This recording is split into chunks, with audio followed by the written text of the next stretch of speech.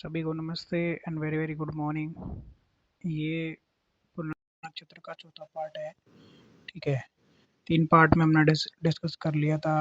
मतलब वापस से उसको थोड़ा सा रिकैप कर लेते हैं कि बृहस्पति इस नक्षत्र का स्वामी है। ये 2 राशियों में पड़ता है, आपके मिथुन राशि में पड़ता है, 3 पद इसके मिथुन राशि में पड़ते हैं। एक पद लास्ट जो आखिरी पद है वो इसका आपके कर्क राशि में पड़ता है, वो चंद्रमा की राशि है। आखिरी पद में जो पड़ता है 3 जो पद पड़ते हैं वो इसके 3 नंबर राशि मिथुन राशि में है, जो बुध की राशि है। ठीक है, तो जो एनर्जी है उसको किस तरीके से रीड करेंगे हम, किस तरीके से मतलब की एनर्जी रीडिंग होगी। बृहस्पति इस नक्षत्र का स्वामी है, माता अदिति है इस नक्षत्र की देवी है। ठीक है, और इस नक्षत्र के जो स्वामी हैं वो अगेन आपके बुध और आपके चंद्रमा है। ठीक है, तो उन चारों की एनर्जी को स्टडी करके और अब फिर बाद में कंक्लूजन रिजल्ट पे पहुंचते हैं। ठीक है, तो ये कुछ इस तरीके के मतलब मैंने आपको बेसिकली हिंट दिया है कि किस तरीके से एनर्जी को रीड करते हैं। ये लंकापति रावण का चार्ट है। ठीक है, तो कल हमने डिस्कस करा था भगवान राम का चार्ट है कि लंकापति रावण का चार्ट है। ठीक है, ये रावण का चार्ट है और बेसिकली मैं पेंसिल का यूज करने की कोशिश कर रहा हूँ जिससे कि इस पर मैं लिख दूँ कि लंकापति रावण का चार्ट है। ठीक है, कोशिश कर रहा हूँ पर लिख नहीं पा रहा हूँ।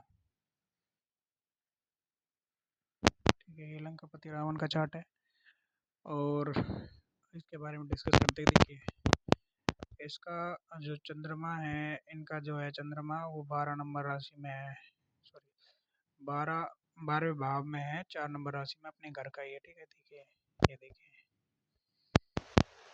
ये देखिए 1 2 3 4 5 6 7 8 9 10 11 12। ठीक है, 12वें भाव में 4 नंबर की राशि में चंद्रमा है। 15वें नक्षत्र में ही ये इनका जन्म हुआ है। ठीक है, पर इनका लगन है वो अलग है। ठीक है, सूर्य का लगन है, लगन में सूर्य और बृहस्पति है। ठीक है, तो सूर्य का लगन में होना अपने आप में पावरफुल पोजीशन रहती है कि इंसान के अंदर एक अलग तरीके की उग्रता रहती है, एक अलग तरीके का मतलब पर्सनैलिटी है कि वो शांत नहीं है बिल्कुल भी। सूर्य लगन में होने का मतलब है कि कॉन्स्टेंटली जो सामने वाला है वो राजा है, अपने आप में राजा है, वो बॉर्न राजा है, राजा ही पैदा हुआ है। ठीक है, चाहे वो कुछ भी हो बचपन में, पर वो मतलब उसको आप ये मानिए कि वो राजा पैदा हुआ है, राजा बनने के लिए पैदा हुआ है, वो सेवक वाले काम नहीं करेगा। ठीक है, तो उसी तरीके की रावण की पर्सनैलिटी रही। ग्रह नक्षत्रों को सबको कैद कर लिया, किस तरीके से मतलब इंद्र तक उससे परेशान थे, कुबेर तक को मतलब सबको मतलब रावण ने मतलब अपने आप में पावरफुल पर्सनैलिटी रहा रावण। और है कौन? भगवान राम का अपोनेंट। और है रियल में रावण कौन है? भगवान के जो द्वारपाल हैं। ठीक है, जय और विजय, उनमें से रावण और वो कुंभकर्ण है। ठीक है, तो वो तो अदर स्टोरी है कि भगवान की लीला है, वो लीला करने के लिए वो आए हैं, भगवान के पार्षद है वो। ठीक है, तो उनका चार्ट भी नॉर्मल चार्ट नहीं है। ठीक है, सूर्य लगन में है, अपने घर का है, बृहस्पति है। ठीक है, लगन में साथ में, तो अपने आप में उच्च कोटि का ज्ञान है, उच्च कोटि का मतलब व्यक्ति है, इसको पता है कि राम कौन है। और बेसिकली ये सब प्रभु की जो लीला है उसमें ये भी पार्ट बन रहा है रावण भी। ठीक है, तो ये समझ लो आप, इसको पता है इसको अच्छे से कि कौन मतलब भगवान राम कौन है। इम्पॉसिबल है कि इसको पता ही नहीं है। ठीक है,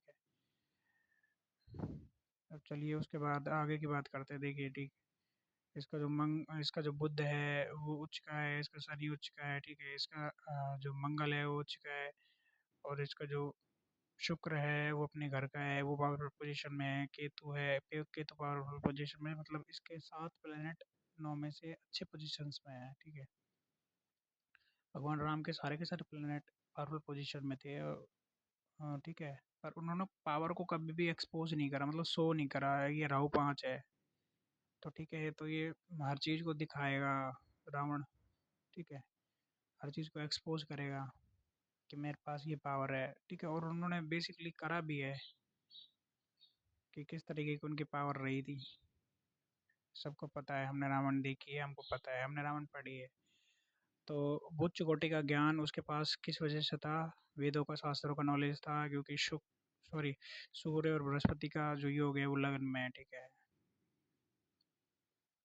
तो अपने आप में पावरफुल पोजीशन हो जाती है वो। ठीक है, जो लग्नेश है वो लगन में ही है। फिर उसके बाद में 12वें घर का स्वामी है, तो 12वें घर का स्वामी है चंद्रमा है, ठीक है।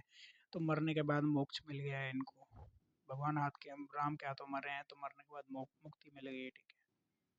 केतु पीछे है, चंद्रमा के पीछे केतु है, ठीक है। तो मुक्ति हो गई है, सामने वाले की मुक्ति हो गई है, ठीक है। शुक्र 10 है ये, शुक्र 2 नंबर राशि का शुक्र 10 है ये, ठीक है।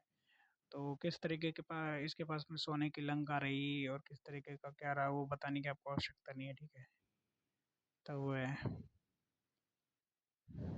तो ये 15 वर्ष नक्षत्र का चौथा पार्ट था, इसमें हमने रावण का, लंकापति रावण का चार्ट डिस्कस किया। और आई होप आपको मेरी वीडियो पसंद आई होंगी। ज़्यादा से ज़्यादा मैं कोशिश कर रहा हूँ कि चीज़ों को इम्प्रूव करूँ, ठीक है। So thank you so much for watching. Please ज़्यादा से ज़्यादा लोग देखिए, ज़्यादा से ज़्यादा चैनल को सब्सक्राइब करिए और ज़्यादा से ज़्यादा प्यार दीजिए। Thank you.